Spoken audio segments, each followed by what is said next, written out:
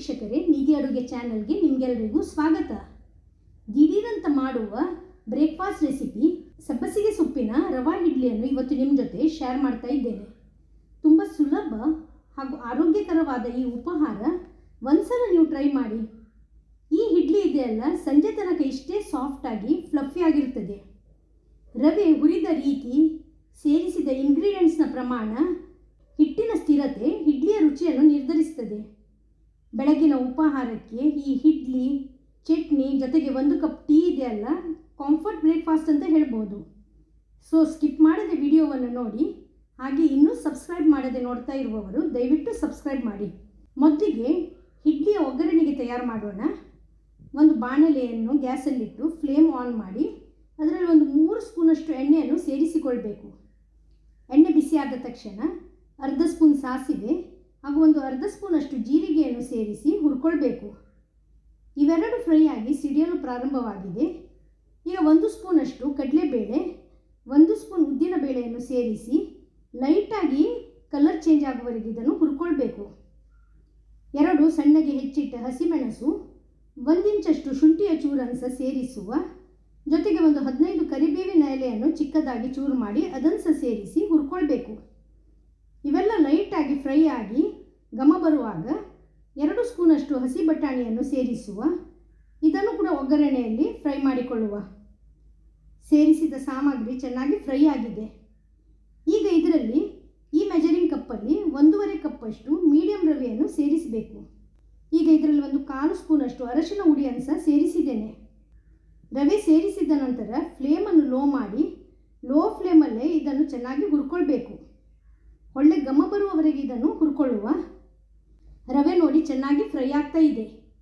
ಈ ರೀತಿ ಫ್ರೈ ಆಗಿ ಕಲರ್ ಕೂಡ ನೋಡಿ ಸ್ವಲ್ಪ ಚೇಂಜ್ ಆಗಿದೆ, ಒಳ್ಳೆ ಘಮ ಬರ್ತಾ ಇದೆ. ಇಷ್ಟಾಗುವಾಗ ಫ್ಲೇಮನ್ನು ಆಫ್ ಮಾಡುವ. ಇದು ಕಂಪ್ಲೀಟಾಗಿ ತಣಿಬೇಕು. ತಣ್ಣದ ನಂತರ ಇದನ್ನು ಮಿಕ್ಸಿಂಗ್ ಬೌಲಿಗೆ ಸೇರಿಸಿ ರವೆಯ ಅಳತೆಯಷ್ಟೇ ಅಂದರೆ 1.5 ಕಪ್ಪಷ್ಟು ಹುಳಿ ಮೊಸರನ್ನು ಸೇರಿಸಿಕೊಳ್ಬೇಕು. ರವೆ ಹಾಗೂ ಮೊಸರಿನ ಪ್ರಮಾಣ ಸಮನಾಗಿರಬೇಕು. ಮೊಸರು ಸೇರಿಸಿ ಚೆನ್ನಾಗಿ ಮಿಕ್ಸ್ ಮಾಡಿಕೊಳ್ಳುವ. ಹಿಟ್ಟು ಇನ್ನೂ ಸಹ ಗಟ್ಟಿಯಾಗಿದೆ, ಹಾಗಾಗಿ ಸ್ವಲ್ಪವೇ ನೀರನ್ನು ಸೇರಿಸಿ ಹಿಟ್ಟನ್ನು ಕಲಸಿಕೊಳ್ಬೇಕು. ಸಾಧಾರಣ 1 ಕಪ್ಪಷ್ಟು ನೀರನ್ನು ಪುನಃ ಸೇರಿಸಿದ್ದೇನೆ. ಹಿಟ್ಟು ನೋಡಿ ಈ ಹದಕ್ಕೆ ತರಬೇಕು. ಇದನ್ನೀಗ ನಾವು ಒಂದು 20 ನಿಮಿಷ ಮುಚ್ಚಿಡಬೇಕು. ರವೆ ಮೊಸರನ್ನು ಹೀರಿ ಸ್ವಲ್ಪ ಸಾಫ್ಟ್ ಆಗಬೇಕು. ಈಗ ನೋಡಿ 20 ಮಿನಿಟ್ಸ್ ಬಿಟ್ಟು ನೋಡೋಣ.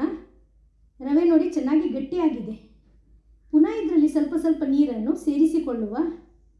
ಇದು ಮಾಮೂಲಿ ನಾವು ಇಡ್ಲಿ ಮಾಡ್ತೇವಲ್ಲ, ಆ ಹಿಟ್ಟಿನ ಹದದಲ್ಲೇ ಇರಬೇಕು. ಈಗ ಒಂದು ಚಿಕ್ಕ ತುರಿದ ಕ್ಯಾರೆಟನ್ನು ಸೇರಿಸುವ. 2 ಹಿಡಿಯಷ್ಟು ಸಬ್ಬಸಿಗೆ ಸೊಪ್ಪನ್ನು ಸಣ್ಣಗೆ ಹೆಚ್ಚಿಟ್ಟದನ್ನು ಸೇರಿಸಬೇಕು. ಜೊತೆಗೆ ಸ್ವಲ್ಪ ಕೊತ್ತಂಬರಿ ಸೊಪ್ಪನ್ನು ಸೇರಿಸುವ. ಪುನಃ ಒಂದು ಅರ್ಧ ಕಪ್ ನೀರನ್ನು ಸೇರಿಸಿ ಹಿಟ್ಟನ್ನು ಚೆನ್ನಾಗಿ ಮಿಕ್ಸ್ ಮಾಡಿಕೊಳ್ಬೇಕು. ಈಗ ನಾವು ರುಚಿಗೆ ಉಪ್ಪನ್ನು ಸೇರಿಸುವ.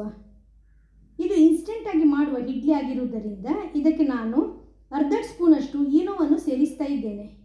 ಈನೋ ಸೇರಿಸಿ ಸ್ವಲ್ಪ ನೀರನ್ನು ಸೇರಿಸಿ ಆ್ಯಕ್ಟಿವೇಟ್ ಮಾಡಿಕೊಳ್ಳುವ. ಈಗ ಇದನ್ನು ಚೆನ್ನಾಗಿ ಒಂದು ಅರ್ಧ ನಿಮಿಷಗಳ ಕಾಲ ಮಿಕ್ಸ್ ಮಾಡಿಕೊಳ್ಳುವ.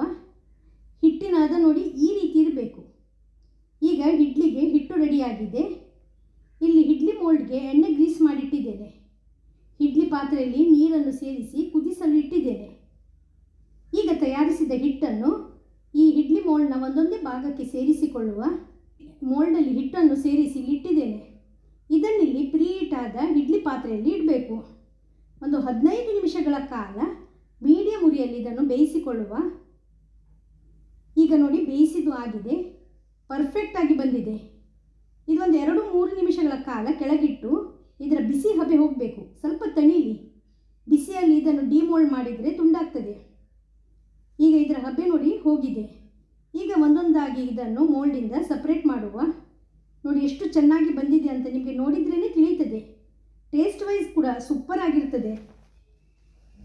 ಇದನ್ನು ನೀವು ಚಟ್ನಿ, ಹಾಲು ಸಾಗು ಜೊತೆಗೆ ಸರ್ವ್ ಮಾಡ್ಬೋದು. ಬೆಳಗಿನ ಉಪಹಾರಕ್ಕೆ ಈ ರೀತಿ ಇನ್ಸ್ಟೆಂಟ್ ಆದ ಇಡ್ಲಿ, ಚಟ್ನಿ ಹಾಗೂ 1 ಕಪ್ ಬಿಸಿ ಟೀ ಅಥವಾ ಕಾಫಿ ಕಂಫರ್ಟ್ ಬ್ರೇಕ್ಫಾಸ್ಟ್ ಅಂತ ಹೇಳ್ಬೋದು. ಈ ರೀತಿ ಇನ್ಸ್ಟೆಂಟ್ ಆದ ಕೇವಲ ಒಂದು 30 ನಿಮಿಷದಲ್ಲಿ ತಯಾರಾಗುವಂಥ ಮಸಾಲ ರವಾ ಇಡ್ಲಿಯನ್ನು ನೀವು ಟ್ರೈ ಮಾಡಿ. ರವೆಯ ಪ್ರಮಾಣ, ಹಿಟ್ಟಿನ ಹದ ಇಡ್ಲಿಯ ಮೃದುತ್ವವನ್ನು ನಿರ್ಧರಿಸುತ್ತದೆ. ಹಾಗಾಗಿ ನಾನು ಹೇಳಿದ ಅಳತೆಯಲ್ಲಿ ಈ ರೆಸಿಪಿಯನ್ನು ನೀವು ತಯಾರಿಸಿ ನಿಮ್ಮ ಅಭಿಪ್ರಾಯವನ್ನು ತಿಳಿಸಿ. ರೆಸಿಪಿ ವಿಡಿಯೋ ಇಷ್ಟವಾಗಿದ್ದಲ್ಲಿ ಪ್ಲೀಸ್ ವಿಡಿಯೋಕ್ಕೆ ಲೈಕ್ ಕೊಡಿ, ಚಾನಲನ್ನು ಸಬ್ಸ್ಕ್ರೈಬ್ ಮಾಡಿ ಹಾಗೂ ಶೇರ್ ಮಾಡುವುದನ್ನು ಮರಿಬೇಡಿ. ಧನ್ಯವಾದಗಳು.